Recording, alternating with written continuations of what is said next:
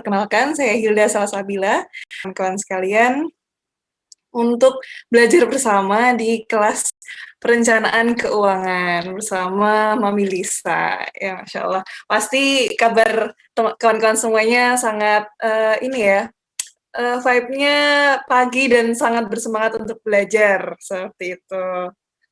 Ya, karena sudah memasuki pukul 10, pertama-tama izinkan saya untuk mengulang perkenalkan diri. Saya Hilda Salsabila yang pada kesempatan kali ini akan mendampingi teman-teman, sahabat sekalian, sahabat Haksama Book untuk belajar di kelas perencanaan keuangan bersama Mami Lisa, yang sampai kurang lebih 2 jam ke depan kita akan bersama belajar, seperti itu.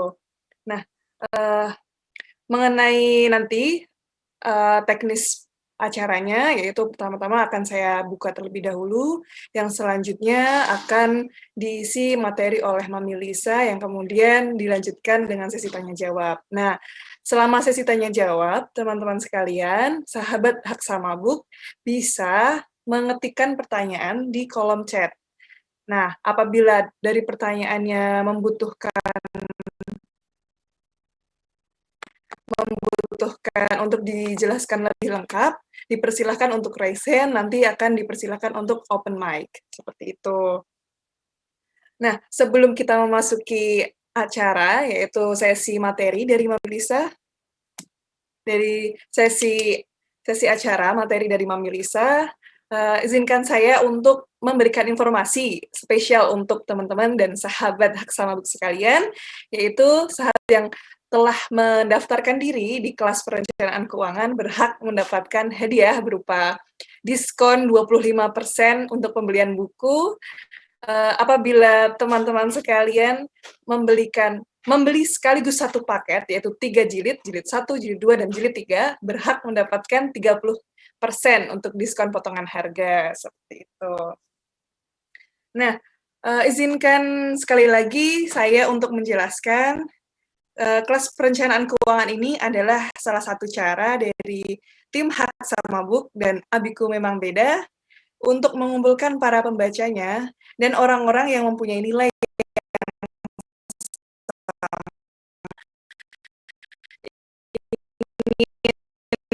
yaitu semangat mencari peran terbaik kita, selalu belajar dan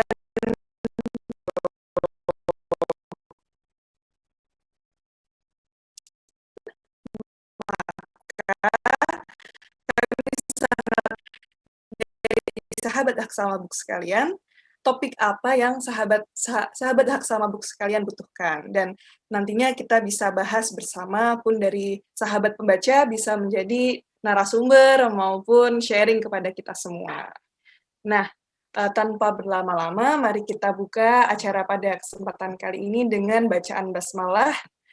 Bismillahirrahmanirrahim.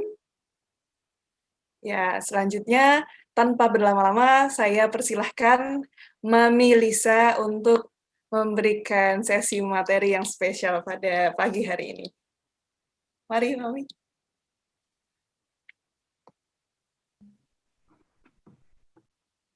Terima kasih, Mbak Hilda. Suara Mami apa sudah terdengar, Mbak? Sama-sama. Okay. Sudah, Mami. Oke, baik. Terima kasih, Mbak Hilda. Ini langsung, Mami, apa ada pembukaan dulu dari siapa? Sudah. Oke. Sudah, Mami. Udah nggak sabar, Mami. Oke, baik.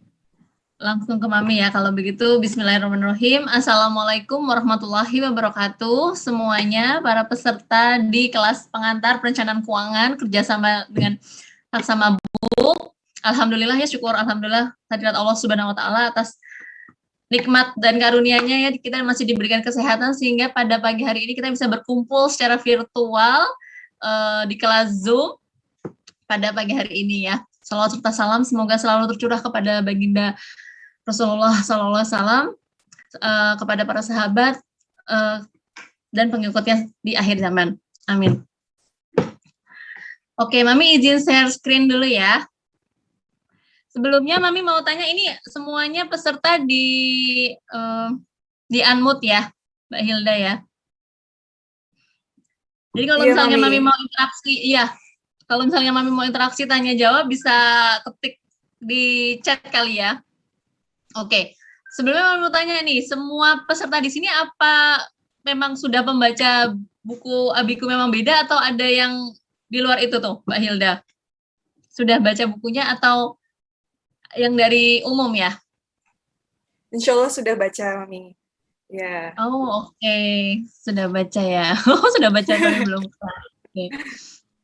Mami juga termasuk kemarin ya dikirimin oleh Kak Yogi bukunya, Masya Allah banget ya. Tadi sesuai dengan iklan itu. Jadi Mami tuh yang pertama kali Mami baca tuh amazing gitu. Wah, ini anak kecil nih yakin nulis buku gitu ya. Wah, keren banget gitu ya. Dan ternyata bukunya itu ini banget ya, syarat makna gitu ya, syarat makna kehidupan gitu ya. Dan apa namanya, luar biasa, Masya Allah ya. Dari Umar kita banyak belajar tentang kehidupan ya. Nah, alhamdulillah pada kesempatan kali ini gitu ya, Mami menambahkan sedikit ilmu tentang perencanaan keuangan khususnya ya kepada spesial kepada para pembaca Abiku Memang Beda. Oke, nah Mami izin share screen dulu.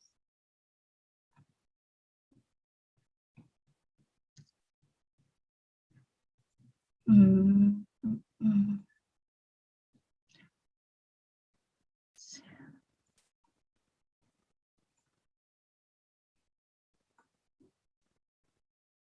Sudah terlihat atau belum Mbak Hilda? Screen Mami? Sudah, Mami. Ya. Sudah ya. Oke. Suara Mami aman ya? Jelas ya? Aman. Oke, sip. Bismillahirrahmanirrahim. Baik, kita mulai saja pada pagi hari ini di kelas pengantar perencana keuangan. Ya, kelas ini kalau tidak salah terbagi menjadi 2 sesi ya, Mbak Hilda ya, di kelas pengantar pada Ahad hari ini 29 Agustus dan nanti kita ketemu lagi nih kelas lanjutan di Ahad 5 September. Nah, semuanya yang hadir di sini apa nanti ikut semua di kelas lanjutan, Mbak Hilda? Insya Allah sebagian. Oh, oke. Iya, Sip, ikut. sip. Oke. Oke, ini CV Mami flyer. Tadi sudah dibacakan atau belum ya, Mbak Hilda? Oh iya, belum, Mami. Oh ya, oke, nggak apa-apa. Iya. Oke, izinkan Mami perkenalkan diri dulu ya. Jadi tak kenal maka tak sayang. Supaya lebih akrab, yuk kita kenalan. Nama Mami lengkap Lisa Ikuresa SSCFP. Mami seorang professional financial planner. Mami mempunyai visi misi gitu menjadi pebisnis muslimah yang bermanfaat untuk sejuta umat. Background pendidikan Mami 2009 Mami lulus di S1 Fakultas Ekonomika dan Bisnis UGM, lalu di 2011 Mami mengambil sertifikasi khusus perencana keuangan ya, Registered Financial Planner dari FBSB Indonesia, itu Financial Planning Standard Board. Lalu 2020 itu Mami mengambil lagi sertifikasi. Kalau registered ini mungkin hanya diakui di Indonesia ya, tapi kalau certified itu bisa diakui di Indonesia maupun di internasional ya, dunia internasional. Certified Financial Planner FPFB Indonesia. Lalu Mami mempunyai moto jangan menyerah sampai kaki kita menginjak janah. Dan aktivitas karir Mami seorang ibu rumah tangga dengan 3 putra. Usia putra Mami itu yang pertama 8 tahun, 6 tahun, dan 4 tahun. Jadi masih imut-imut semua ya. Di sela-sela sebagai ibu rumah tangga, Mami juga sebagai finance dan socialpreneur gitu ya, professional financial planner. Mami banyak melayani konsultasi baik online maupun offline kepada para keluarga Indonesia. Mami juga menulis buku antologi, masih antologi ya, belum nulis solo. Nah ini apa cita-cita Mami juga pingin banget nulis buku solo seperti Umar ya, Masya Allah. Beberapa judul buku yang Mami tulis ada berjudul Dreams Come True. Ini bercerita tentang beberapa impian Mami yang dari sejak Mami kecil maupun remaja dan dewasa ini beberapa di antaranya sudah tercapai. Nah, nanti ada beberapa yang Mami akan sampaikan di sini. Lalu ada kekuatan sedekah, cerita tentang Mami dan komunitas Mami sedekah Jumat rombongan dalam kita tuh istiqomah untuk bersedekah di hari Jumat. Lalu yang ketiga ada Being a Wonderful Wife dan Mom. Ini adalah cerita Mami dan dengan ketiga anak Mami gitu. Lalu dan Sungguh Sempurna ini juga cerita tentang Mami mempunyai salah satu anak Mami yang berkebutuhan khusus ya, anak spesial Mami. Nah, ini Mami tuangkan di sini. Lalu Mami juga mentor kuliah online cerdas keuangan bikin kayak beneran yang sudah berjalan sampai saat ini sudah 8 batch, ada yang reguler dan juga ada yang private. Lalu Mami founder Smart Financial Academy ini sebagai sarana wadah Mami untuk mengajak para perempuan, emak-emak gitu, ibu-ibu untuk belajar perencanaan keuangan secara mudah dan sederhana. Mami juga co-founder dan ketua yayasan dari SJR, Sedekah Jumat Rombongan. Dan terakhir adalah Mami bergabung ke salah satu bisnis online jaringan emak-emak gitu ya, Leader Inscript Business Women University. Ini isinya emak-emak yang jualan online, seperti itu. Alhamdulillah Mami banyak diamanahi berbagai kegiatan gitu ya. Nah, senang banget pada pagi hari ini Mami bisa sharing di sini gitu ya, di acara kelas pengantar perencanaan keuangan bersama Abiku Memang Beda. Oh ya, ini kontak person Mami, ada nomor WA, ada nomor IG Mami juga di @lisa_ekoresa. Nah, pada pagi hari ini gitu ya, kita akan belajar tentang ini. Jadi kalau misalnya ngomongin keuangan itu nggak akan pernah cukup dalam waktu 1 jam, 2 jam, 1 hari atau 2 hari gitu ya. Karena memang topiknya banyak banget yang dibahas gitu ya. Dan ini memang bersama Hak sama Book gitu ya, memang sudah didesain kita belajar 2 hari gitu ya, jadi nggak sekaligus gitu ya, jadi dipecah gitu ya beberapa topiknya. Nah, ini sebagai kelas pengantar nanti akan Mami jelaskan tentang perencanaan keuangan dasar, kebutuhan versus keinginan, tujuan keuangan keluarga, dan perilaku orang kaya. Oke. Nah, sebelum memasuki materi gitu ya, Mami mau share informasi dulu gitu ya, share informasi tentang satu istilah nih. Ada inklusi dan ada literasi finansial ya. Nah, inklusi finansial itu adalah jumlah orang yang menjadi nasabah atau pengguna keuangan seperti perbankan dan asuransi. Sedangkan kalau literasi finansial adalah pengetahuan dan kecakapan untuk mengaplikasikan pemahaman tentang konsep dan risiko, keterampilan kita akan dunia finansial. Nah, contoh pada pagi hari ini kelas pengantar kita ini termasuk kita menambah literasi finansial kita. Misalkan di luaran gitu ya, kita belajar tentang perbankan syariah, misalkan tentang asuransi syariah. Lalu kalau inklusi itu kalau kita sudah terlibat di dalamnya, misalkan kita menjadi nasabah di salah satu perbankan syariah seperti itu, atau nasabah di salah satu asuransi syariah seperti itu bedanya literasi dan inklusi. Jadi kalau literasi itu pengetahuannya, inklusi itu kalau misalnya kita sudah melibatkan diri masuk ke dalam satu jasa keuangan. Nah, bagaimana? Ada 3 cara nih. Ada 3 cara untuk kita mengubah dari literasi menjadi inklusi finansial. Yang pertama adalah kita belajar dan pahami dulu gitu ya. Contohnya pada kelas hari ini kita belajar, kita pahami dulu apa sih literasi finansial seperti itu. Lalu setelah kita belajar, kita coba praktikkan diri dan libatkan diri gitu ya. Jadi semakin tahu, oh jadi apa yang sudah Mami ajarkan nanti gitu ya bisa dipraktikkan gitu ya dalam kehidupan kita sehari, dan kita coba untuk melibatkan diri lebih lanjut. Nah, setelah itu kita rutin evaluasi. Nah, ini adalah supaya kita itu semakin wawasan literasi finansialnya kita semakin berkembang ya, tidak hanya tahu tetapi juga paham seperti itu. Oke, Mami lanjutkan. Nah, sebelum masuk ke materi-materi yang akan Mami sampaikan nanti, Mami juga mau mengulas sekilas tentang COVID nih ya. Kemarin itu Mami banyak diminta untuk sharing ini nih. Jadi kayak temanya itu cerdas keuangan di kala pandemi gitu ya, cerdas keuangan di kala resesi. Jadi ini menarik banget gitu ya untuk dibahas. Jadi Mami akan bahas sekilas untuk kelas pengantar ini gitu ya. Apa kabar COVID-19 gitu ya. Tidak terasa COVID ini sudah ibaratnya sudah berdampingan ya, hidup bersama kita ya. Udah hampir 1,5 tahun dia ada di sekitar kita gitu ya. Dan ini pasti juga selain berdampak pada lingkungan masyarakat kita, baik itu kesehatan, pasti juga ada dampak bagi perekonomian Indonesia ya. Kemarin tahun lalu gitu ya, di triwulan ke-2 gitu ya, kita resmi menghadapi resesi. Nah, resesi ini adalah periode penurunan ekonomi sementara di mana perdagangan dan aktivitas industri berkurang, umumnya ditandai dengan penurunan PDB atau pertumbuhan domestik bruto dalam 2 kuartal yang berturut-turut. Nah, ini ada gambarnya ya, di sini ada minus 5,32. Nah, saat itu kita sudah dinyatakan resesi. Nah, banyak di sekitar Mami gitu ya, klien Mami gitu ya, pada peserta kelas itu, pada nanya ke Mami, gimana nih kalau kita menghadapi resesi? Nah, ini Mami ada tipsnya gitu ya. Jadi, yang pertama adalah kita harus terus bersyukur, karena meskipun resesi, meskipun terjadi krisis ekonomi gitu ya, kita masih diberikan kesehatan gitu ya, kita masih diberikan kesempatan gitu ya oleh Allah, kita masih hidup gitu ya. Masih hidup, masih sehat, dan masih bisa berkumpul bersama keluarga gitu. Itu satu nikmat, apalagi sekarang dulu ada beberapa yang belajar sampai sekarang gitu ya, work from home, masih bisa kerja di rumah gitu ya, kalau capek bisa rebahan. Jadi banyak banget hal yang masih kita bisa syukuri gitu loh, walaupun kita berada di situasi namanya resesi. Lalu yang kedua adalah kita tetap berbelanja rutin gitu. Hemat boleh, memang kalau misalnya pas resesi itu banyak banget terjadi penurunan ya, banyak berita mungkin tetangga, kerabat kita gitu yang di PHK, dalam arti kan penghasilan tentu saja berhenti atau bahkan berkurang gitu ya. Pasti kita harus berhemat, tetapi tidak usah panik, kita tetap berbelanja rutin, dalam arti kalau misalnya kita untuk mencukupi kebutuhan kita hidup sehari-hari, kita tetap belanja sayur gitu ya di tukang sayur terdekat, belanja di warung lingkungan sekitar kita gitu ya, tidak usah terlalu jauh kemana. Lalu yang ketiga adalah kita harus terus berbagi, meskipun mungkin keadaan keuangan keluarga kita itu juga jauh, pemasukannya jauh berkurang gitu ya, tapi kita tetap harus melihat ke bawah gitu. Ternyata di sekitar kita banyak orang yang mungkin lebih kekurangan daripada kita. Jadi kita meskipun resesi, kita harus terus berbagi ke sesama, ke tetangga, ke lingkungan sekitar kita yang membutuhkan. Seperti itu. Nah, kabar baiknya kemarin ini ada data dari BPS per 5 Agustus 2021 kemarin gitu ya.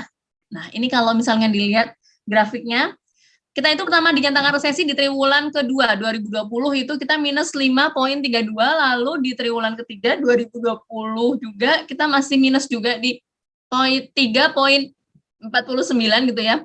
Dan itu masih minus sampai triwulan pertama. Nah, alhamdulillah kemarin di triwulan kedua 2021 gitu ya.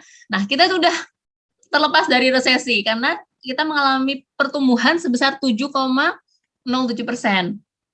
Nah, meskipun kita sudah terbebas dari resesi, tetapi penting bagi kita untuk tetap mengatur keuangan keluarga ya. Nah, ini Mami juga ada tips tetap tenang hadapi resesi. Jadi, meskipun kemarin kita sudah menghadapi resesi gitu ya, kepanikan, kita dilanda pandemi gitu ya. Nah, ini ada beberapa tips dari Mami supaya kita tetap bisa melanjutkan hidup kita dengan tenang. Yang pertama adalah pertahankan uang tunai selama kita bisa. Jadi, ada istilah gitu ya, cash is a king. Jadi, uang tunai itu adalah raja, adalah segalanya. Jadi, kalau misalnya kita punya uang tunai yang cukup gitu ya, kita bisa mempergunakan itu untuk misalkan mau untuk belanja, mau untuk berbagi, jadi bisa sesuai dengan kebutuhan kita. Lalu yang kedua adalah atur kembali pengeluaran rumah tangga, karena pada saat kemarin kita dilanda resesi mungkin ada penghasilan kita berkurang gitu ya, tetapi selain penghasilan berkurang ada juga pengeluaran berkurang. Mungkin dulu sebelum pandemi gitu ya, kita banyak keluar rumah ya, dalam arti kan biaya transportasinya mungkin juga lumayan banyak gitu ya, tapi selama ini work from home gitu ya, belajar dari rumah, bekerja dari rumah, beribadah dari rumah, mungkin kita mengurangi berpergian. Nah, jadi untuk pengeluaran untuk transportasinya juga jadi lebih berkurang seperti itu. Nah, kalau misalnya kita yang ketiga gitu ya, kalau misalnya kita punya hutang gitu, segera lunasi utang kita gitu ya. Jadi utang ini juga sebagai beban gitu ya. Jadi dalam kondisi yang krisis kemarin gitu ya, dalam kondisi resesi gitu, kita aja penghasilan mungkin banyak yang berkurang gitu, apalagi kalau ditambah punya utang, tambah lagi kan beban kita gitu. Jadi terus yang keempat, kita juga harus punya dana darurat yang cukup. Yang kelima, miliki penghasilan lebih dari satu sumber. Nah, mungkin kemarin tuh banyak banget teman-teman Mami yang mungkin suami-suaminya karena di PHK ya, jadi mau tidak mau, suka tidak suka, emak-emaknya ini udah mulai bergerilya. Biasanya mereka bisnis online, jualan online, bisa tiba-tiba buka catering gitu ya, masak-masak, yang hobi masak misalnya buka catering, misalnya yang hobi jualan-jualan udah mulai tuh, misalnya jualan frozen food, apa jilbab, apa baju gitu, apa-apa semua dijual. Nah, ini nggak apa-apa karena itu akan menambah penghasilan selain dari gaji suami misalkan. Nah, yang keenam adalah tetap rutin berinvestasi untuk jangka panjang. Oke. Nah, di sini Mami akan menyampaikan 7 langkah cerdas dalam kita mengatur keuangan keluarga. Satu persatu akan Mami bahas. Oke, yang pertama adalah kita mengedukasi diri dulu dengan ilmu perencanaan keuangan dasar. Oke. Nah, di sini ada definisi perencanaan keuangan. Perencanaan keuangan itu apa sih ya? Jadi definisi perencanaan keuangan menurut Financial Planning Standard Board adalah suatu proses untuk mencapai tujuan-tujuan keuangan seseorang melalui manajemen keuangan secara terintegrasi dan terencana. Nah, kenapa sih kita memerlukan perencanaan keuangan? Tujuan utamanya dari perencanaan keuangan ini adalah agar setiap keluarga dapat mencapai tujuan keuangannya dengan cara yang sistematis dan juga terencana. Nah, ini ada 6 alasan pentingnya perencanaan keuangan. Yang pertama, disadari atau tidak gitu ya, kebutuhan hidup kita semakin beragam. Yang pertama itu. Jadi mungkin dulu zaman dulu tidak ada godaan yang seperti sekarang ya, marketplace itu nggak ada gitu. Jadi kita tuh benar-benar kalau mau belanja pasti harus ke toko gitu ya, ke mall atau ke satu tempat gitu ya. Dan biasanya dari rumah kita udah, oh ini mau beli ini nih. Tapi sekarang gitu ya, godaan itu semakin banyak marketplace, apalagi kalau misalkan ini sebentar lagi nanti akan ada 99 gitu ya, promo 99, 11 11, 12 12 gitu ya, itu promo semua marketplace itu menawarkan. Nah, itu yang tadinya kita merasa kayaknya nggak butuh jadi butuh gitu, karena kebutuhan hidup yang semakin beragam, godaan di luar sana gitu ya. Dan juga biaya hidup yang semakin meningkat, nomor 2 gitu ya, adanya inflasi yang pasti dari tahun ke tahun, biaya kebutuhan hidup, sembako gitu ya, biaya kesehatan, biaya pendidikan itu semakin meningkat. Lalu yang ketiga adalah perlunya kita mengatur arus kas, penghasilan dan pengeluaran keluarga. Jadi cash flow ya, cash flow yang baik itu adalah ketika penghasilan itu lebih besar daripada pengeluaran, sehingga kita bisa saving, kita bisa investasi, seperti itu. Lalu yang nomor 4 adalah perlunya memiliki dana darurat yang cukup saat terjadi kondisi tidak terduga. Nah, ini nanti yang Mami akan jelaskan di belakang, pentingnya dana darurat, karena kemarin waktu terjadi krisis ekonomi, terjadi resesi, nah yang kita pakai ini adalah uang ini, dana darurat untuk kita bertahan hidup gitu ya. Lalu yang kelima, pentingnya perencanaan keuangan adalah untuk kita memiliki masa pensiun yang nyaman. Jadi kita udah bisa mempersiapkan gitu lah, bahwa kita menyadari selamanya itu kita nggak akan produktif terus. Ada satu masa yang namanya nanti kita akan berhenti gitu ya, yaitu kita akan pensiun. Yang keenam adalah untuk mencapai kebebasan finansial, yaitu tetap kaya dan tetap sejahtera.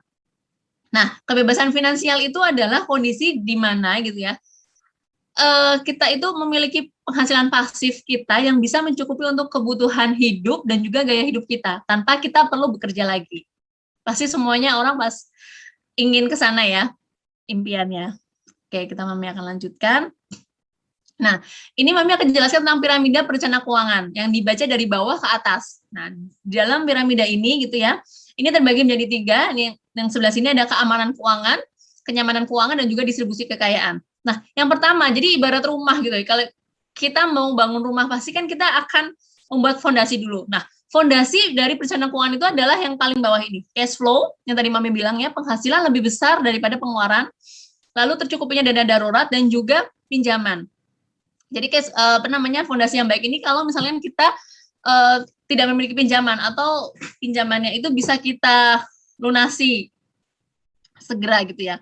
Apabila di bawah ini sudah terpenuhi semua, oke, cash flow kita surplus gitu ya, penghasilan kita surplus, dana darurat aman, misalkan kita tidak memiliki pinjaman atau tidak memiliki utang, nah maka yang perlu dipersiapkan selanjutnya adalah yang bagian atas, itu manajemen risiko. Manajemen risiko itu adalah seperti kita memiliki asuransi. Jadi kalau misalkan saat ini di negara kita ya, untuk ASN gitu ya, wajib oleh pemerintah untuk memiliki BPJS. Nah, itu adalah salah satu bentuk asuransi yang setidaknya minimal kita miliki.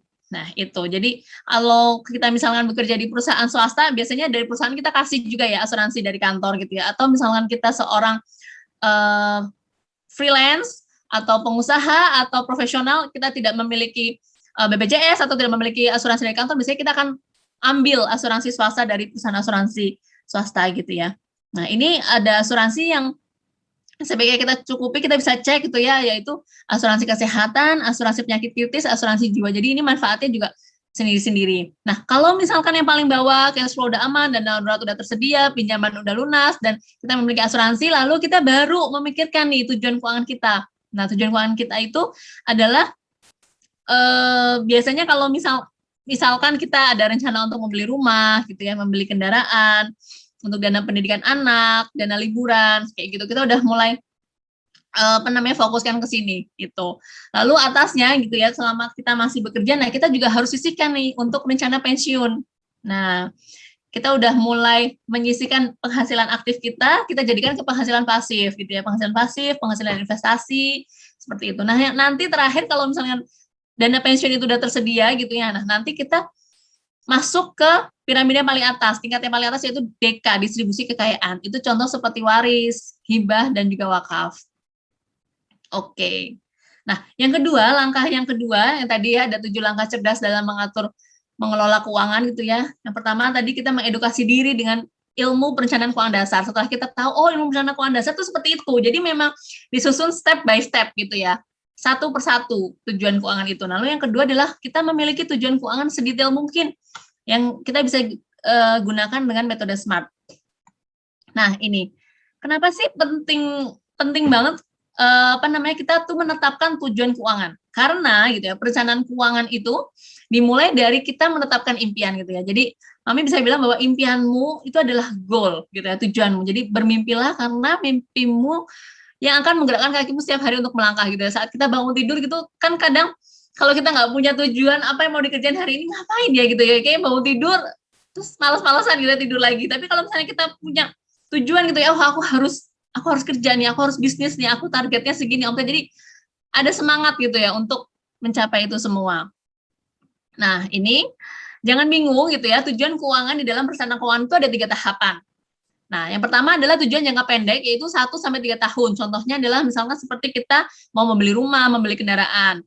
Lalu ada juga tujuan jangka menengah, yaitu 3-10 tahun biasanya. Itu persiapan dana pendidikan anak, dana ibadah haji gitu ya. Misalkan kita memiliki anak usia SD saat ini gitu. Nanti kita akan prepare nanti kalau misalkan nanti dia untuk masuk kuliah. Nah, itu kan bisa jangka waktunya agak lama tuh, 10 tahunan ke depan.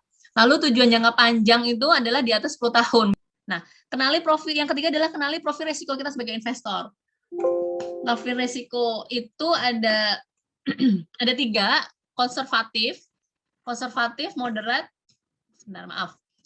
Mami sambil ngecas laptop. Jadi profil risiko itu ada 3, jadi konservatif, moderat, dan agresif. Konservatif itu yang dia itu resikonya maunya yang kecil, tapi biasanya returnnya juga kecil lagi hasilnya. Tapi kalau moderate itu resikonya dia bisa toleran lebih menengah gitu, tapi dia toleran terhadap resiko yang tinggi gitu ya, tapi hasilnya juga tinggi. Biasanya di saham ini yang agresif, yang dia toleran resiko tinggi tapi juga tinggi gitu. Makanya kenapa di saham itu kan naik turun sangat beresiko gitu. Tapi kalau misalnya jangka panjang it's okay. Biasanya memang bagusnya kalau returnnya di atas 10 tahun. Nah, ini ada tips juga, tips investasi aman ala CFA gitu ya, cerdas. Jadi yang pertama sebelum kita berinvestasi adalah satu gitu ya, cari tahu dulu, pelajari semua instrumen investasi ya. Instrumen investasi kan ada banyak banget tadi yang kami aset investasi ya, ada properti, ada emas, ada saham, ada obligasi. Nah, kita tuh pelajari dulu semuanya gitu kan sebelum kita berinvestasi. Yang kedua adalah kita edukasi diri dulu gitu ya, belajar dari buku, webinar seperti ini gitu. Kita belajar dulu di kelas-kelas perencanaan keuangan gitu ya. Lalu kita riset. Yang ketiga, riset, cek dan dicek apakah instrumen investasi ini sudah terdaftar di OJK, Otoritas Jasa Keuangan. Gitu ya. Pokoknya patokannya kalau misal kita mau berinvestasi gitu ya, perusahaan atau manajer investasinya itu harus terdaftar di OJK supaya aman uangnya nasabah itu ya. Lalu yang keempat adalah diskusikan dengan pasangan kalau kita sudah menikah, atau bisa juga kita diskusikan dengan orang tua bagi yang belum menikah. Lalu yang kelima adalah amati, teliti sebelum berinvestasi. Dalam arti ini kita mengamati instrumen yang mau kita ini tuh gimana pergerakannya. Ya boleh 1 bulan terakhir atau 3 bulan terakhir sebelum kita benar-benar berinvestasi, kenaikannya gitu ya. Bagi hasilnya ini bakalan untung atau bagaimana gitu.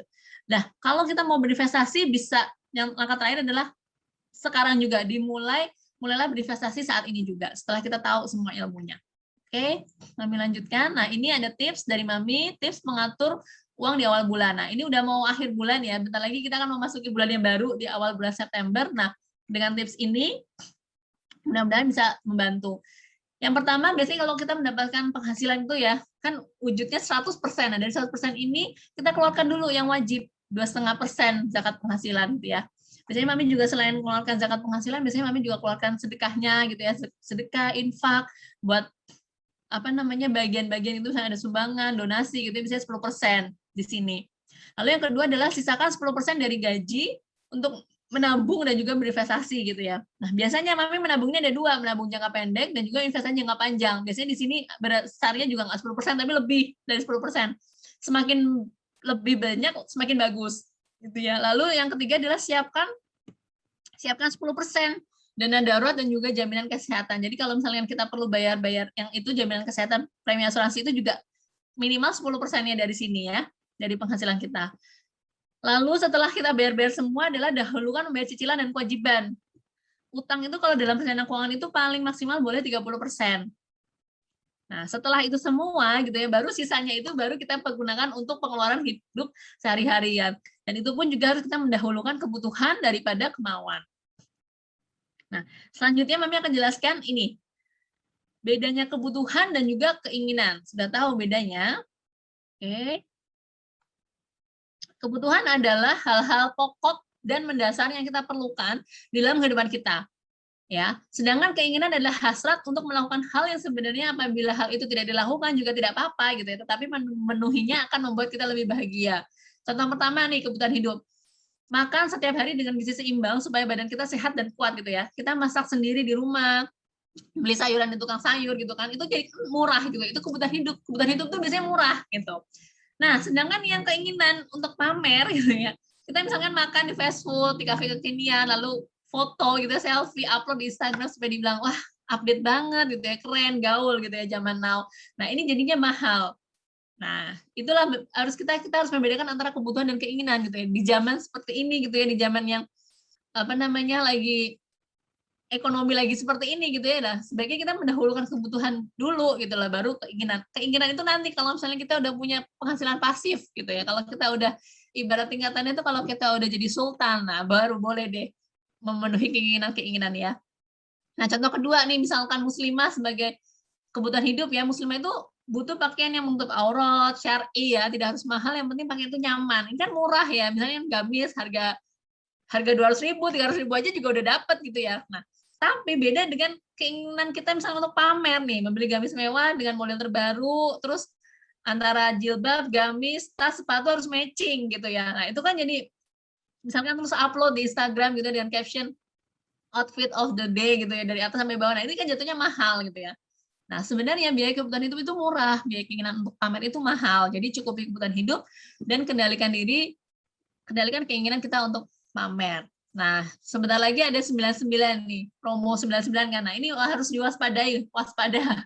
Ini kami bikin kontennya waktu itu di Harbolnas ya, hari 11/11. Jadi hari belanja nasional, online nasional. Jadi suka ada promo kan, buy one get one. Sebenarnya kalau buy one get one itu kita hemat 50% gitu ya. Ada all item diskon 70%. Kita tuh harus cek, harus teliti ini sebenarnya promonya benar atau enggak gitu ya. Hemat 70%, tapi kalau misalnya kita nggak belanja, nah kita hemat 100%. Jadi paling hemat yang mana?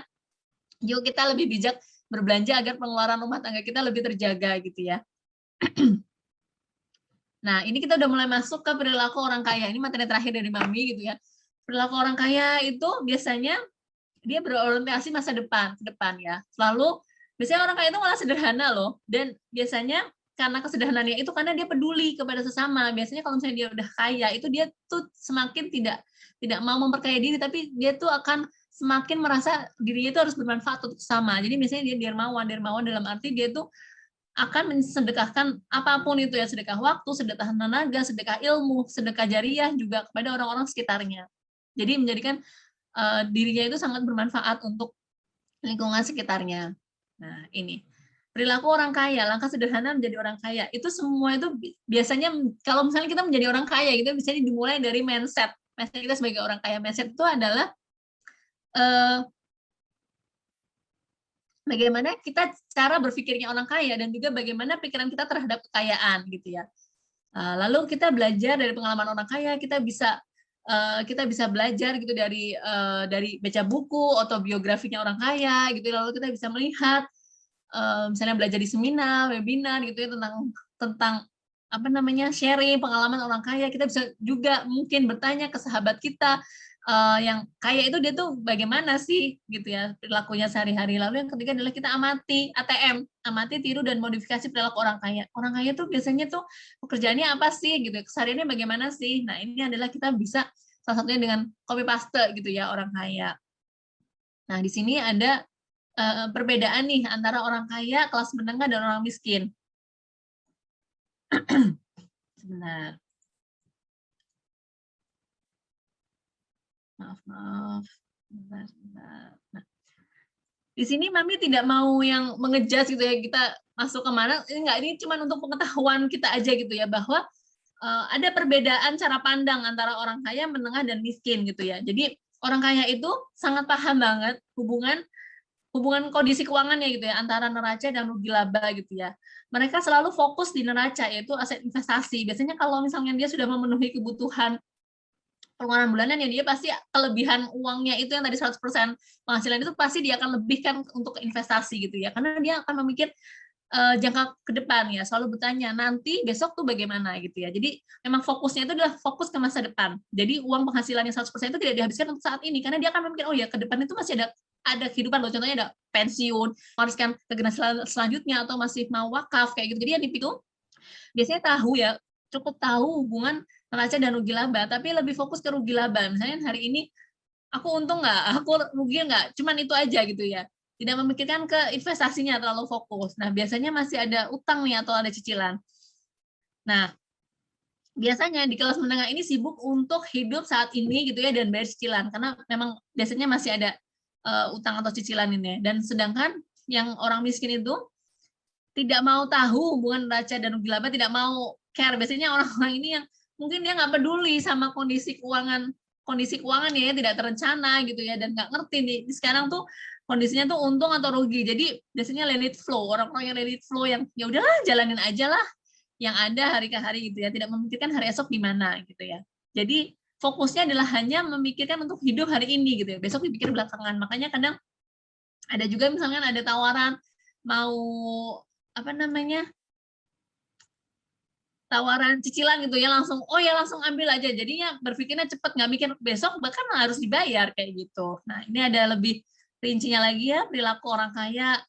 Biasanya yang pertama adalah dia menukar waktu dengan berbisnis gitu ya untuk mendapatkan penghasilan yang dikelola untuk dengan tujuan investasi.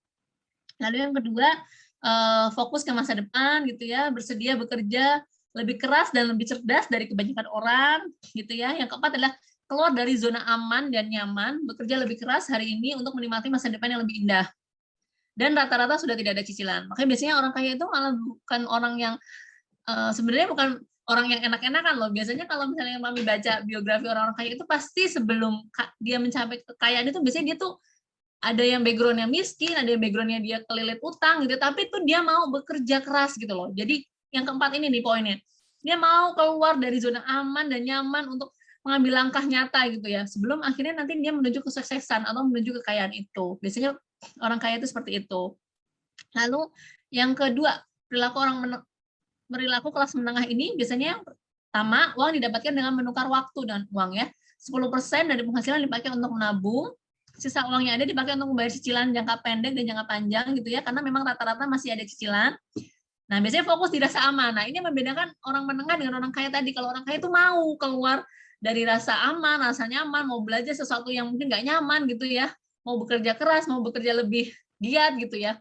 Nah, biasanya di nomor 4 ini, kalau kelas menengah dia nggak mau mengambil risiko itu. Seperti itu. Jadi kalau misalnya untuk naik kelas, dari kelas menengah meningkat ke kaya, nah ini butuh pendidikan untuk keluar dari zona aman dan zona nyaman. Nah, untuk perilaku orang miskin, nah ini biasanya menukar waktu dengan penghasilan dan semua habis dipakai untuk pengeluaran tanpa ada sisa. Nggak mikir nabung, tapi malah berutang gitu ya. Fokus di rasa aman, yang penting tiap bulan ada uang. Belum bisa rutin menabung, apalagi berinvestasi gitu ya. Boro-boro nabung gitu ya. Boro-boro bisa mau investasi gitu ya, nabung aja nggak bisa gitu. Jadi selalu mau instan atau serba cepat tanpa proses yang lama. Nah makanya ini misalkan ada yang nawarin, mau ikutan bisnis ini nggak, modalnya segini, ayo ikut gitu.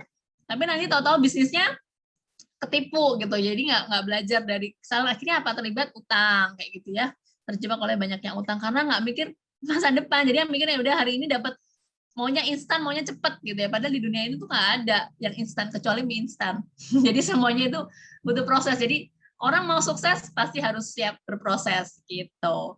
Nah ini contoh orang kaya ya, orang yang sebenarnya kaya, look rich itu adalah terlihat kaya, or be rich. Be rich itu yang benar-benar kaya. Jadi ini ada 2 contoh muslimah, namanya satu JC atau Ines, ini hanya penggambaran aja ya. Nah, si JC ini beli hijabnya aja 5.000, tasnya 2 juta, gamis 1 juta gitu, sepatu 1,5 juta. Wow, ini banget ya, mewah-mewah banget ya. Mahal-mahal semua ya. Sedangkan si Ines ini hijabnya biasa aja, 150.000, gamis 300.000, tas 250, sepatu 350. Jadi lebih sederhana mana nih? Lebih sederhana yang Ines ya. Nah, kita lihat, jadi kalau look rich dan be rich itu tidak hanya dilihat dari penampilan, tetapi juga dari kondisi keuangan. Nah, kalau Jessie ini rumahnya ternyata masih nyewa.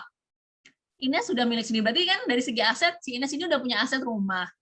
Mobil gitu, Jessie masih kredit, Ines sudah lunas, berarti punya aset juga mobil gitu ya. Sedangkan tabungan, Jessie punya 15 juta sedangkan ini 150 juta. Oh, ini tabungannya lumayan ya.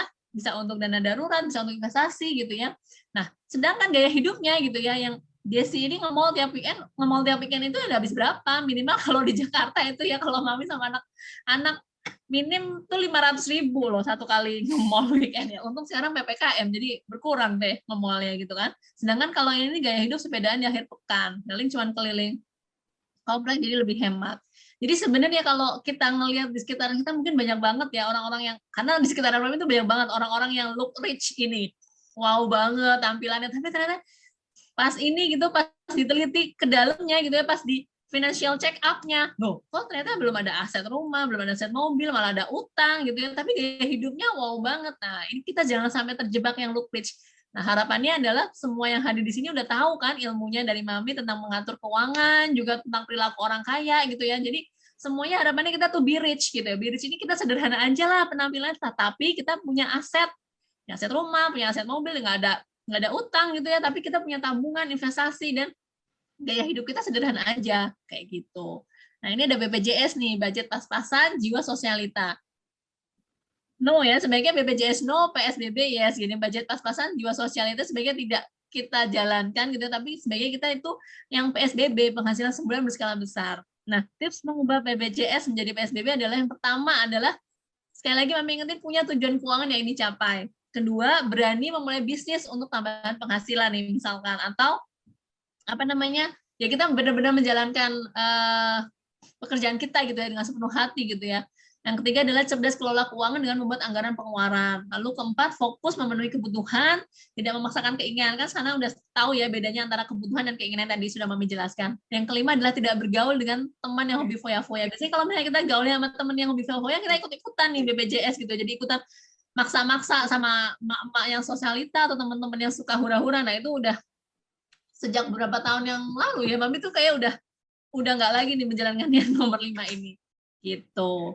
Nah ini penutup dari Mami, bijaklah mengelola keuangan keluarga agar hidup kita lebih tertata dan lebih sejahtera. Jangan lupa follow IG Mami ya di @lisa_ekresa. Lalu ini juga bisa follow IG SFA @smartfinancialacademy_SFA, bisa join ke channel Telegram SFA juga, Akademi Cerdas Keuangan SFA. Jadi SFA itu ada di Telegram gitu ya, ada channel, ada grup diskusinya juga, ada juga Instagramnya. Itu dulu dari Mami, jazakumullah khairan khasiron, sampai ketemu lagi di kelas lanjutan. Dan ini ada quote dari Mami gitu ya, jadi upgrade diri itu perlu banget ya, pastikan diri ini tuh bertambah maju dari hari ke hari gitu ya, supaya apa bisnis dan karir pun akan terus maju. Tuntutlah ilmu, jangan pernah jemu, siapkan investasi untuk ilmu yang baru. Memang terkadang beberapa ilmu itu membutuhkan investasi ya, seperti mungkin di kelas lanjutan dari Hak Sama Mabuk ini juga ada investasinya ya Mbak Hilda. Jadi jangan pernah ragu gitu loh, walaupun investasinya itu nggak seberapa yang kita dapatkan, tapi ilmu yang kita dapatkan itu apabila diaplikasikan mungkin bisa mengubah hidup kita, mentambah maju, karirnya juga akan terus melaju. Oke, sekian dari Mami, kurang lebihnya Mami mohon maaf dalam menyampaikan materi. Mami kembalikan ke Mbak Hilda, silakan Mbak Hilda. Oke, terima kasih Mami atas materinya yang sangat-sangat luar biasa, dan saya sendiri belajar banyak sekali Mami. Sebelum ke sesi pertanyaan atau tanya jawab, izinkan Hilda mau menyampaikan informasi untuk sahabat Aksamabuk. Yang pertama mengenai ada diskon 25% untuk seluruh peserta yang sudah mendaftarkan di kelas perencanaan keuangan. Untuk yang ingin membeli langsung satu paket atau 3 jilid sekaligus, jilid 1, 2, dan 3, berhak mendapatkan diskon 30%. Dan selanjutnya jangan lupa membuat grup Telegram karena nantinya semua peserta akan digabungkan bersama di grup tersebut. Jadi nanti akan ada semacam diskusi di grup Telegram yang akan dipandu oleh saya dan nanti dijawab diskusinya oleh Mami Lisa seperti itu. Dan selanjutnya yaitu tentang kita masuk ke sesi tanya jawab. Nah, ini Mami ada banyak yang sudah bertanya. Ini ada Yang sesi pertama foto mungkin, dulu nggak Mbak Hilda? oh boleh, ya. Mungkin sesi foto dulu ya, Mami ya. Nih Boleh, saya, yuk. Oke. Mumpung masih pada Untuk ngumpul, peserta bisa yang belum membuka kamera, dipersilahkan untuk membuka kameranya. Kita foto bersama terlebih dahulu, biar nanti terlihat wajah-wajah segar dan semangat belajar seperti itu. Ya, ya, masih saya tunggu yang belum dibuka kameranya. Oke, dari slide pertama masih ada yang belum terbuka kameranya. Ada beberapa, ada mungkin izinkan saya menyebut nama. Ada Kak Ajeng Fatwa yang belum membuka kameranya, ada Kak Rihanul, terus ada Ada Kak Rihan. Rashidah Hamid, ada yang belum terbuka kameranya. Ya, Ada Rihan juga iya, ya, Mami mau nyapa Rihan. Jadi iya. Mami tuh bisa Wah, bisa share karena dari Rihan loh. Rihan ini iya, salah iya, satu iya. peserta Rihan sering peserta cerita. Rihan ini adalah salah satu peserta di kelas cerdas keuangan Mami. Kelas online cerdas keuangan gitu kayak beneran batch 7. Mana Rihan? Oh, itu Mami komen tuh. Iya, Ya, yang pertama kita screenshot dulu yang di slide pertama karena sudah full. Ya, 1, 2, 3. Oke, saya izin ulangi lagi karena terbuka kolom chatnya. Oke, 1, 2, 3. Oke, saya pindahkan dulu.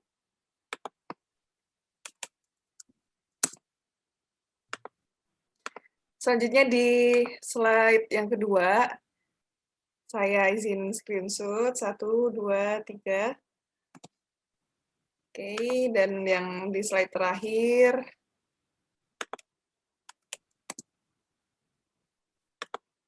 1, 2, 3.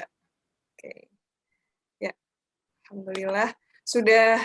Sesi fotonya sudah, Mami. Nah, ini izin masuk ke sesi pertanyaan. Karena kebetulan banyak sekali yang bertanya, Mami. Mungkin mulai dari yang pertama kali bersemangat memberikan pertanyaannya, yaitu dari Kak Legian Wahyu.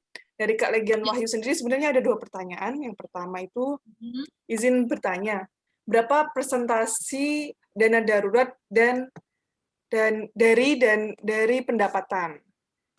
Seperti itu. Dan yang selanjutnya pertanyaan dari Kak Legian Wahyu juga, bagaimana cara memilih asuransi yang baik? Ya, selanjutnya saya persilahkan ke Mami Lisa. mungkin untuk pertanyaan satu-satu dulu ya, Ya, Mbak Hilya. Jadi tanya, jawab, jadi supaya nggak lupa gitu ya. oke. Oke. Yes. Oke, yang pertama, tadi berapa persen dari penghasilan untuk dana darurat? Tadi kalau nggak salah di materi udah Mami jelasin ya. Jadi minimal itu adalah 10% dari penghasilan untuk kita kumpulin dana darurat. Jadi dana darurat itu kalau misalnya kita kumpulin nggak langsung sekaligus gitu. Maksudnya dalam arti ya tadi kan udah ada hitung-hitungannya ya. Misalkan kondisi menikah tanpa anak berarti 6 kali dari pengeluaran per bulanan, yaitu misalkan 4 juta kali 6 berarti 24 juta. Nah, 24 juta itu nggak langsung sekaligus kita terima penghasilan langsung drop ke situ 24 juta itu enggak. Karena itu kan pasti berat. Nah, caranya adalah dicicil, diangsur gitu ya, bertahap. Nah, bertahapnya adalah minimal 10% gitu. Jadi begitu ada penghasilan misalnya 5 juta, kita ambil 10%-nya 500.000 kita taruh di situ, jangan diambil lagi gitu. Berarti kita bisa kumpulin di situ dalam waktu setahun bisa ada dana darurat situ 6 juta kayak gitu. Jadi memang harus apa namanya step by step gitu ya, bertahap gitu. Itu kalau minimalnya. Lalu untuk yang asuransi ya, asuransi yang baik ya tadi pertanyaannya ya. Nah, asuransi yang baik itu Iya, adalah benar. asuransi yang kita ambil itu yang baik adalah asuransi yang sesuai dengan kebutuhan kita gitu ya. Jadi kita cek dulu gitu ya. Kita apa yang kita butuhkan gitu. Kalau misalkan kita udah ada BPJS kesehatan itu, oh ya udah bagus gitu ya. Tapi kita cek gitu ya. Misalkan kamarnya udah cukup memenuhi belum gitu ya. Biasanya kan ada kelas-kelasnya ya, kelas 1, kelas 2, kelas 3 gitu ya. Kalau misalnya kita mau ambil untuk asuransi kesehatan yang mungkin gitu ya, kepingin VIP, oh berarti kita perlu nambah untuk polis asuransi di luar sana gitu ya, yang ambil dari perusahaan swasta kayak gitu. Kalau misalkan kita ngerasa itu asuransi BPJS itu udah cukup, oh oke, berarti dari asuransi kesehatan udah oke nih. Nah, kita cek sudah ada asuransi sakit kritisnya belum, atau udah ada asuransi apa namanya jiwanya belum, kayak gitu. Jadi asuransi yang baik itu adalah tergantung dari kebutuhannya kita. Kita butuh apa, lalu kita cari asuransi yang memang dia mempunyai aset dan apa namanya track record yang bagus ya, aset yang besar gitu, dan punya namanya, kalau misalnya di perusahaan asuransi itu ada namanya risk based capital. Risk based capital itu adalah kemampuan si perusahaan asuransi ini untuk kalau misalnya dia bangkrut, dia bisa berapa kali lipat membayar dana klaim nasabahnya. Nah, itu harus dicek juga kayak gitu. Jadi kalau misalnya mau ambil asuransi dari perusahaan swasta juga, kita juga harus cek track record-nya, kita cek juga asetnya, dan kita cek juga apa namanya kelancaran perusahaan asuransi itu dalam membayar klaim kepada nasabah, karena kan apa-apa nanti ujungnya kalau misalnya asuransi itu pasti ada klaim sakit, klaim kematian kayak gitu ya, lancar atau tidak dalam membayarkan klaimnya kepada nasabah. Lalu kalau misalnya si asuransinya ini bangkrut, berapa RBC-nya, risk based capital-nya, dia bisa membayarkan semua tagihan klaim kepada nasabahnya.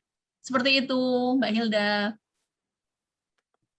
Oke, Mami. Wah, sangat bersemangat sekali. Ini banyak sekali pertanyaan yang langsung masuk, Mami. Ini lanjut saja dari Kak Vita Victoria. Apakah menyimpan emas termasuk portofolio income? Enggak, Mami. Menyimpan Apakah emas ya? menyimpan Oh ya, emas termasuk? Ya, oke. Menyimpan emas itu berarti kita udah berinvestasi ya, kayak logam mulia ya. Berarti iya, portofolio income itu gini, kalau kita masih menyimpan ya, belum jadi income dong. Tapi kalau misalnya kita menyimpan, nanti dalam jangka waktu panjang, kalau misalkan emasnya itu udah dijual, nah kita kan ada selisih. Nah, baru kita dapat income dari sana, dari selisih itu. Kalau misalkan kita menyimpan emas biasa, itu masih berarti kita masih berinvestasi biasa gitu ya. Tapi kalau misalnya kita nanti jangka waktu tertentu kita jual kembali emas ini, lalu kita ada selisih dari apa namanya harga jual dan harga yang beli, nah itu baru kita dapat income itu. Itu masuknya bukan ke portofolio, itu masuknya ke passive income. Karena kalau portofolio ini khusus untuk yang aset finansial, yang saham, obligasi gitu, yang reksadana. Kalau emas itu kan aset aset nyata ya tadi ya. Gitu. ya. Oke, baik, Mami. Selanjutnya ada pertanyaan dari Kak Rusmiatun. Mami, bagaimana trik-trik memisahkan uang pribadi dan uang usaha, terutama bagi kami ibu rumah tangga yang juga berwirausaha?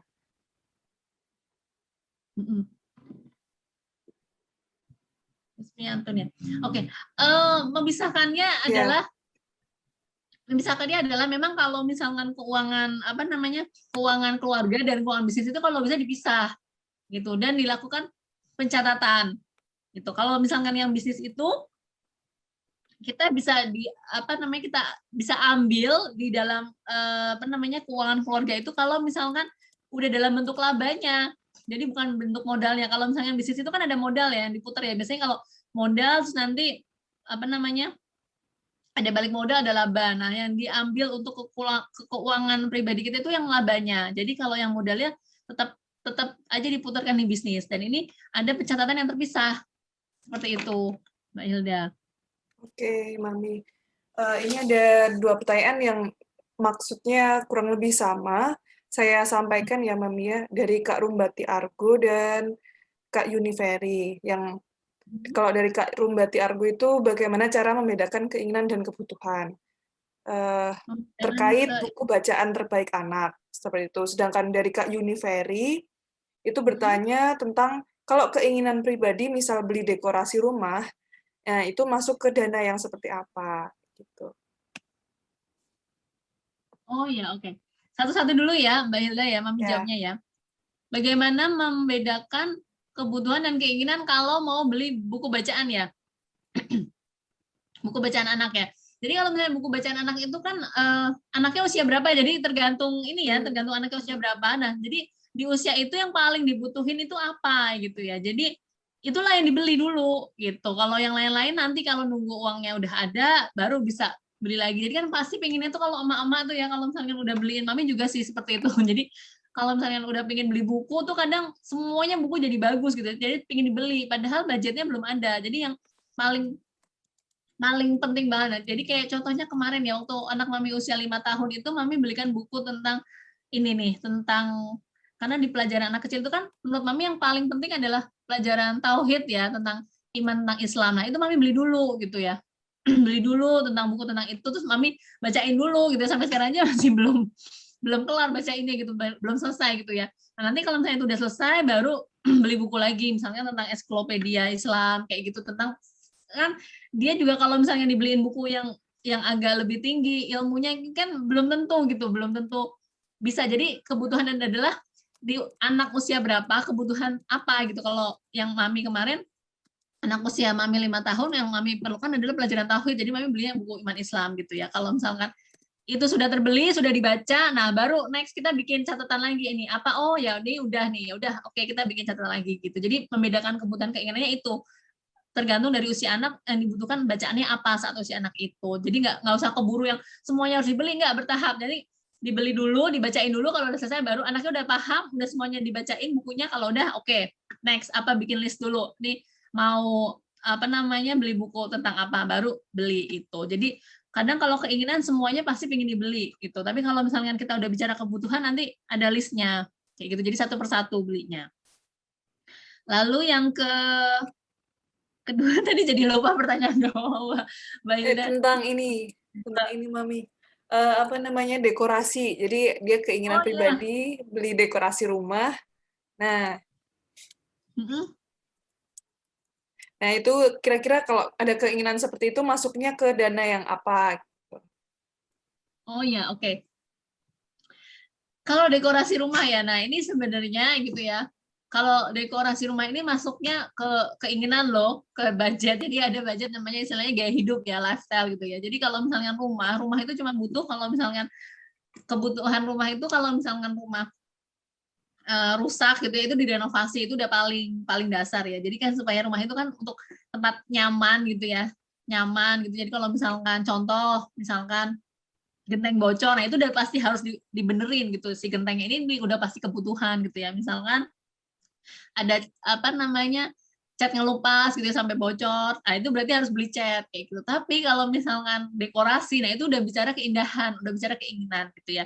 Nah keindahan atau keinginan ini ada budgetnya, yaitu di budget gaya hidup atau lifestyle itu besarannya adalah 10% juga dari penghasilan, tapi dengan catatan kalau sudah tidak ada cicilan gitu. Jadi kalau misalkan masih ada cicilan, masih ada utang, mami saranin untuk segera melunasi utangnya dulu gitu. Jangan fokus ke yang karena kita masih punya utang gitu ya, masih fokusnya ke yang maunya yang dipenuhinya keinginan itu jangan. Tapi kalau misalnya kita udah nggak ada utang, nah itu boleh kita budgetin tuh 10% untuk budget gaya hidup atau lifestyle yang kita diambilin dari situ. Nah nanti untuk budget beli dekorasi rumahnya dari situ. Tapi nggak langsung yang banyak, tapi ya itu ini sama seperti dana darurat tadi yang pertanyaan pertama. Jadi ditabungin, disisihkan 10% dari penghasilan untuk apa namanya budget lifestyle-nya gitu. Jadi kalau saya mau beli dekorasi rumah ya diambil dari situ sesuai dengan budgetnya. Jadi misalkan kalau mau beli nih contoh beli dekorasi rumah misalkan mau bunga-bungaan atau ini misalkan dengan penghasilan katakanlah 5 juta sebulan gitu. Oh berarti satu bulan itu cuma boleh beli 500.000 gitu. Misalkan pengen beli lagi ya berarti nunggu bulan depannya, nunggu ada gaji lagi, ambil lagi gitu. Oke. Ini kita kebut 2 pertanyaan lagi ya, Mami ya. Tidak Ini apa-apa sampai ya. jam berapa Mbak Hilda? Ini Ini sampai jam berapa? 4 menit lagi untuk sesi tanya jawab. Habis sesi Ya. tanya jawab terus kita apa? Nanti kita tutup, Mami. Nanti kita tutup. Kita lanjutkan di sesi selanjutnya di pekan depan. Oh oke. Terus yang grup Ya. grup Telegram itu nanti? Nah itu grup Telegram nanti fungsinya nanti ada sesi apa namanya, Mami memberikan tugas di kali ini yang berlanjut ke apa namanya kelas lanjutan. Setelah itu nanti dibahas di grup Telegram seperti itu. Dan nanti di sana ada Oh, sesi diskusi juga. Oh ya. gitu. Berarti nanti tugasnya Mami share di Oke. sini ya berarti ya? Iya, iya. Ya, oke. Mau tanya jawab dulu apa Iya. mau dapat tugas dulu dari Mami nih? Tugas dulu boleh, Tami. Kayaknya lebih penting. Iya, Oke. mangga, Ya, Mami. biar selang-seling ya. Oke. Iya. Nah, ini Mami mau ngetes juga nih. Ini masih pada ini nggak sih? Masih pada on nggak sih gitu kan? Nah, Mami tuh mau nanya juga di sini itu boleh diketikin di chat ya. Ini itu sebenarnya usianya sekitaran berapa sih yang gabung di sini gitu. Jadi boleh diketik nama, usia dan Diketik. ini apa namanya? Status pekerjaan. Status pekerjaan, status menikah atau tidak menikah ya. Contoh kayak Aduh. Mami tuliskan ya, Mami Lisa 34 tahun menikah. Nah, Mami tuh mau ngetes di sini. Coba ditulisnya formatnya kayak gini. Nama, usia, status dan pekerjaan. Nah, Mami mau. Nah, contohnya kayak gini. Mami Lisa 34 tahun menikah perencana keuangan. Nah, nanti karena tugasnya yang akan Mami berikan terkait nih sama ini. Boleh? Boleh Mami kasih waktu 2 menit, silakan diketikkan di kolom chat. Oke. Ada yang Rumbati 34 tahun. Oh, kita sama ya, seumuran, menikah, anak 3, 32, no menikah. Oke. Nah, oh ada yang masih mahasiswa juga ya, sangat beragam ya, Mbak Hilda ya, ini ya, Soma 39 tahun. Iya. Dan ternyata Mami juga baru tahu ini tuh ada ibu-ibu, ada bapak-bapak juga ya, Mbak Hilda ya, yang nyimak ini ya, Masya Allah, Iya, ramai Mami. banget. Oke, ini ada Bu New, 38 tahun menikah dosenpreneur. Oh, ini dosen sekaligus ada bisnis ya. Keren, keren. Nah, biasanya kalau yang udah di atas usia 25 tahun, apalagi udah menikah, nah biasanya udah ada nih Mbak, tujuan keuangan nih yang tadi. Nah, sebentar.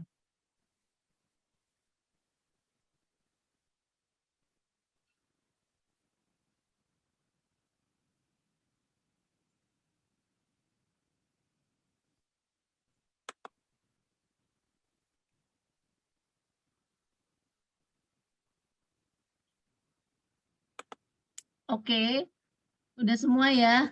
Oke, sekarang Mami kasih tugas ya Mbak Hilda ya. Jadi nanti tugasnya nyambung ke diskusi Telegram ya. Iya, Mami. Oh ya.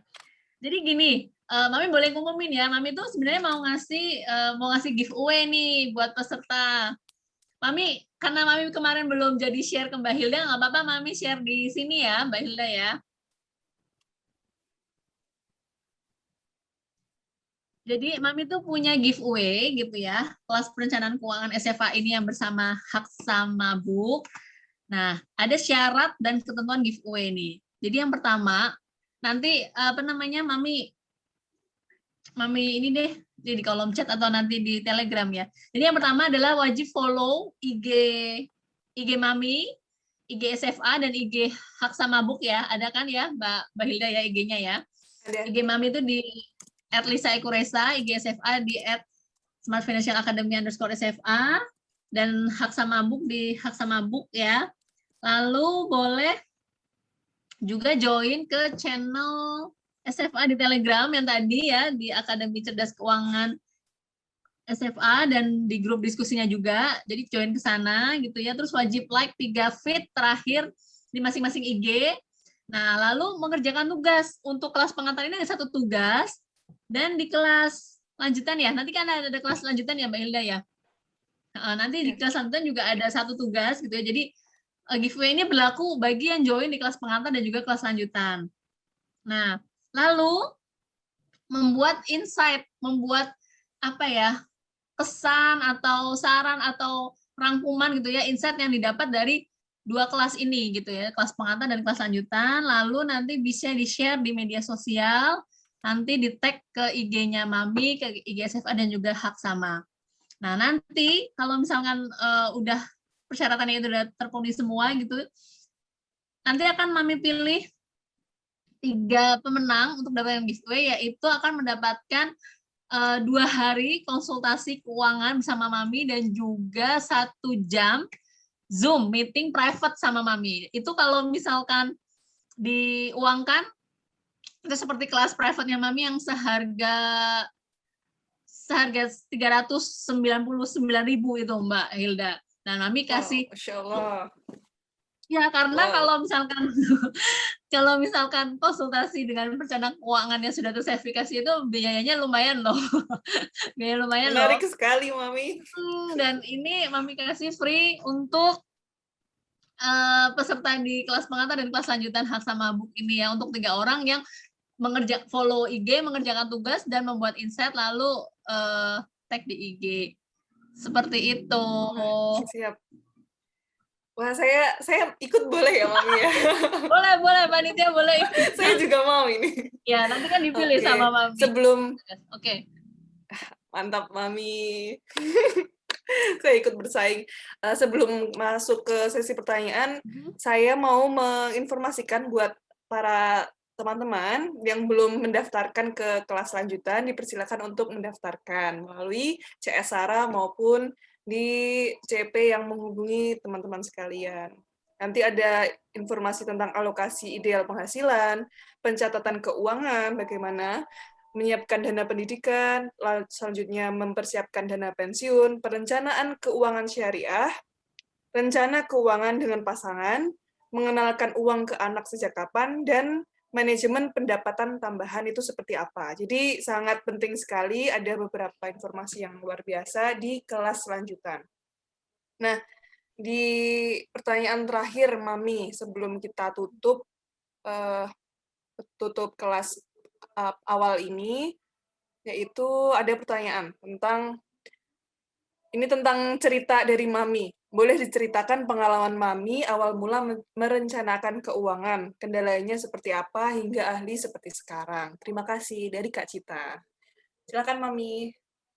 Ya, jadi ini ya cerita Mami gitu ya. Ini udah pertanyaan terakhir? Iya, terakhir Mami. Iya. Oke. Cerita pengalaman Mami ya. Jadi alhamdulillah ya. Jadi Mami itu ada di jurusan Mami itu belajar kuliah di jurusan akuntansi dan memang Mami itu dari kecil gitu ya. Jadi ini tuh sebenarnya Mami tuliskan di sebentar, mana ya buku Mami ya. Oh ya, sebentar, Mami ambil dulu. Nah, ini. Jadi yang Mbak Cita tanyakan itu, kok nggak kelihatan sih? Nah, yang Mbak Cita tanyakan itu ya, ceritakan pengalaman Mami awal mula merencanakan keuangan gitu ya, kendalanya seperti apa gitu. Ini tuh sebenarnya Mami tuliskan di dalam buku Mami ini, Dreams Come True gitu ya. Jadi Mami itu sudah dari kecil itu orangnya sukanya ini, pemimpi gitu ya, banyak mimpi, suka nulis di buku diary gitu ya. Mami tuh bercita-cita pengen jadi pebisnis dan juga penulis. Dulu cita-cita kecil Mami. Lalu apa-apa aja tuh Mami tulis. Lalu Mami itu selalu membuat perencanaan. Jadi Mami itu selalu membuat impian. Impiannya Mami itu dari hal-hal yang kecil. Jadi 1 tahun biasanya Mami buat impian itu 1 tahun. Waktu Mami kecil itu impiannya sederhana banget gitu ya, karena Mami itu selalu ditarget juga sama orang tua Mami gitu ya, supaya Mami itu bisa ranking. Kamu harus ranking 1 atau ranking 2 atau ranking 3 nanti dapat hadiah. Jadi sederhana banget. Impian Mami kecil itu adalah supaya bisa ranking 1, ranking 3 besar deh. Nah, itu alhamdulillah Mami itu dari SD, SMP, SMA gitu ya. Alhamdulillah selalu ranking 3 besar gitu ya. Dan karena memang reward-nya itu ada hadiah gitu.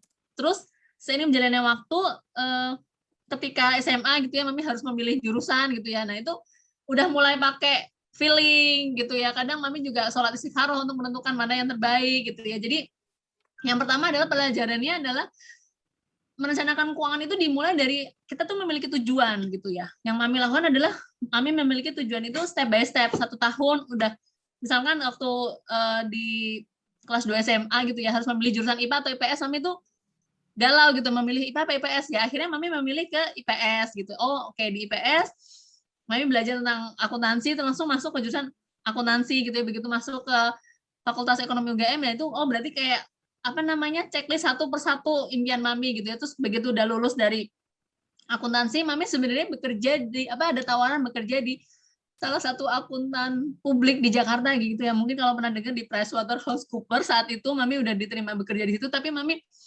menolak bekerja di sana dan Mami memilih mendalami dunia perencanaan keuangan secara freelance gitu ya, secara mandiri. Mami ngambil sertifikasi gitu ya. Jadi satu persatu apa impian yang Mami mau gitu ya untuk menjadi seorang pebisnis, nggak mungkin nih bisa kalau misalnya ini dengan bekerja dulu gitu. Akhirnya Mami mencoba untuk freelance, lalu berbisnis di bisnis perencanaan keuangan gitu ya. Lalu kayak Mami tuh punya checklist begitu itu udah umur 22 memulai lulus kuliah, lalu berkarir di perencanaan keuangan, lalu di umur 24 Mami punya checklist lagi, wah Mami bikin nikah nih di umur 25. Nah itu juga tercapai, checklist lagi 25 langsung menjalankan bisnis dengan papi, dengan suami gitu. Jadi yang Mami lakukan adalah nggak bisa langsung ujuk-ujuk gitu. Jadi satu persatu, paling nggak satu tahun kita punya impian, begitu capai checklist kayak gitu, sampai waktu itu Mami di umur 24 sebelum nikah itu pengen umroh, pengen beli mobil kayak gitu ya. Jadi begitu banyak sekali hal-hal yang alhamdulillah satu persatu akhirnya tercapai kayak gitu. Lalu kendalanya adalah mungkin kalau misalkan waktu itu Mami masih sendiri masih enak ya, karena Mami masih mengatur diri Mami sendiri. Nah, kendalanya adalah ketika menikah nih ada tantangan gitu ya. Menikah itu kan Papi karyawan gitu ya, terus Mami freelance gitu ya, yang menjalankan bisnis perencanaan keuangan gitu. Jadi nggak matching nih waktunya. Terus akhirnya tantangannya adalah gimana kita itu kalau misalnya sudah menikah, antara suami sama istri itu punya satu visi misi, lalu komunikasi keuangannya gitu ya, saling terbuka tentang penghasilan, tentang pengelolaan keuangan, karena bersama gitu. Kalau rumah tangga itu kan udah kita jalanin bareng-bareng gitu ya. Jadi tantangannya di situ, menyamakan visi misi dengan suami gitu. Mami pinginnya Papi itu resign lalu membantu Mami di bisnis perencanaan keuangan ini gitu. Akhirnya alhamdulillah gitu, karena berkat keteguhan hati Mami gitu ya. Terus setiap hari gitu, terus mengomunikasikan apa impian Mami kepada Papi, akhirnya Papi itu setahun komunikasikan itu, akhirnya Papi resign dari pekerjaan Papi, lalu bergabung menjadi Mami sebagai perencana keuangan syariah. Jadi kita sekarang pekerjaan sehari-hari adalah kita mengedukasi gitu ya, memberikan edukasi, memberikan konsultasi gitu ya, tentang perencanaan keuangan keluarga Indonesia. Kayak gitu sih, alhamdulillah sampai detik ini gitu ya, beberapa impian, beberapa cita-cita itu udah bisa terlaksana gitu ya. Misalkan hal-hal kecil gitu ya, misalkan menyiapkan dana pendidikan anak Mami kemarin masuk SD yang lumayan gitu ya, di SD Jakarta. Terus kemarin kita menghajikan orang tua juga, ibu mertua Mami gitu ya. Terus kita pingin beli mobil, alhamdulillah semua, beli rumah juga dalam arti semuanya dibeli secara cash gitu, nggak ada utang lagi. Alhamdulillah sekarang Mami Papi alhamdulillah udah nggak ada utang lagi. Jadi sekarang cuma tinggal ada impian gitu ya, Papi Mami tuh pingin haji gitu. Jadi kita susun lagi gitu. Kita tuh setiap tahun kayak gitu. Pokoknya susun rencana. Kayak kemarin di 2020 gitu kita udah ngumpulin uang untuk renovasi rumah, atau ada pandemi akhirnya kita tunda, baru terjalan tahun ini 2021. Terus ini renovasi udah mau selesai, terus Mami juga udah tanya apalagi nih, next apalagi gitu kan. Jadi kita susun ya kayak gitu. Jadi setiap tahun ada tujuan yang ingin dicapai, karena supaya semangat kan hidup kita itu dalam hari-hari mencapai tujuan satu persatu gitu. Paling tantangannya adalah kalau misalnya kita udah menikah gitu, jadi kayak menyamakan satu visi misi. Nah, visi misi keuangan sama pasangannya akan Mami bahas di kelas lanjutan besok, Mbak Hilda. Masya Allah, Gitu. mantap sekali. Oke, Mami, Iya. kita tutup, tapi Hilda minta ada closing statement dulu, Mami, biar semuanya ingin lanjut ke kelas lanjutan. Oke. Alhamdulillah ya, kita udah dari jam 10 nih bersama gitu ya, Mami udah share tentang kelas pengantar perencana keuangan gitu ya. Semoga apa yang Mami sampaikan bisa bermanfaat untuk semuanya di sini. Syukur bisa dipraktekkan gitu ya, semuanya semakin paham gitu ya. Memang kalau belajar keuangan nggak cukup yang tadi Mami bilang hanya sejam 2 jam sehari 2 hari gitu. Memang harus, dan juga harus ada mentornya ya untuk mengarahkan bagaimana sih ini yang benar gitu kan. Nah memang ini baru kelas pengantarnya gitu. Memang masih perlu lanjutan nih kalau misalkan mau cerdas keuangan beneran gitu ya. Jadi memang boleh banget yang udah di sini gitu ya, alhamdulillah ada kesempatan untuk belajar di kelas pengantar ini. Boleh banget kalau misalkan masih mau lanjut, masih mau belajar tentang keuangan, boleh gabung lagi di kelas lanjutan bersama Hak sama Buk dan Mami. Kita ketemu lagi di Ahad pekan depan. Kita ngobrol lagi, kita Zoom lagi, lalu kita lanjut di grup di Telegram ya, supaya semakin intens dan ada kesempatan nih untuk 3 peserta untuk membuat tugas terbaiknya, membuat insight, nanti akan dapat konsultasi gratis dari Mami.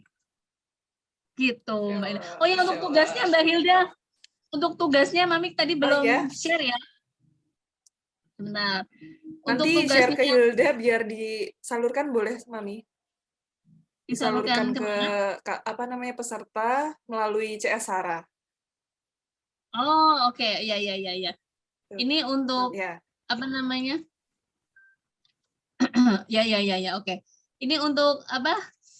Info awal aja, tugasnya gampang banget untuk di kelas pengantar ini, yaitu nanti membuat tujuan keuangan gitu ya, tujuan keuangan jangka pendek, jangka menengah, jangka panjang dengan metode SMART gitu. Jadi kalau misalnya buat tujuan itu nggak asal-asalan, tapi dengan metode SMART. Metode SMART itu ada lebih spesifik, ada nilai uangnya gitu ya, dan ada jangka waktunya juga gitu.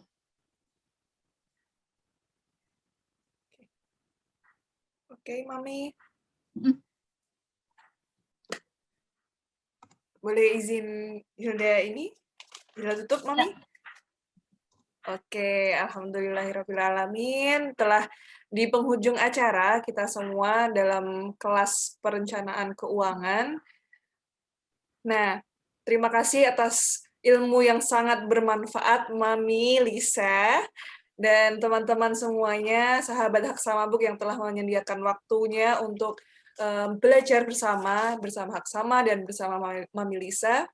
Selanjutnya, kurang lebihnya Hilda mohon maaf atas kekurangannya selama mendampingi dan kelebihan-kelebihan yang ya bisa dibilang cukup sedikit, tapi sangat menginspirasi Hilda selama mengikuti kelas. Nah, izin untuk sekali lagi Hilda menginformasikan semua peserta yang mengikuti berhak mendapatkan diskon untuk buku Abiku Memang Beda sebesar 25% jika langsung 3 jilid berhak mendapatkan diskon 30%.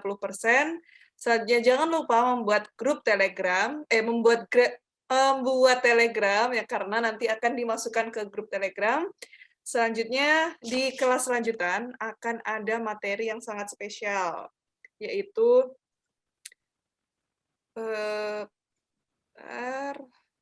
udah cek kembali.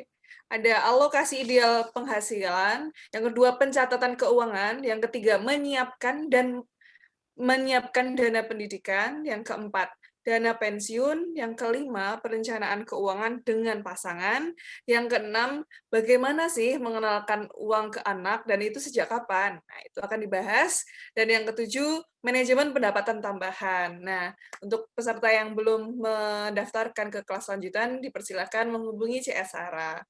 Nah, sekian dari saya. Akhirul kalam. Wassalamualaikum warahmatullahi wabarakatuh. Oke, saya serahkan ke teman-teman Hak Sama Buk. Terima kasih, Mami, ilmunya. Sama-sama, Mbak Hilda. Sama-sama semuanya. Terima kasih sudah hadir. Sampai ketemu lagi. Assalamualaikum warahmatullahi wabarakatuh. Yeah. Kami izin pamit ya. Waalaikumsalam warahmatullahi wabarakatuh. Mangga, Mami. Ya.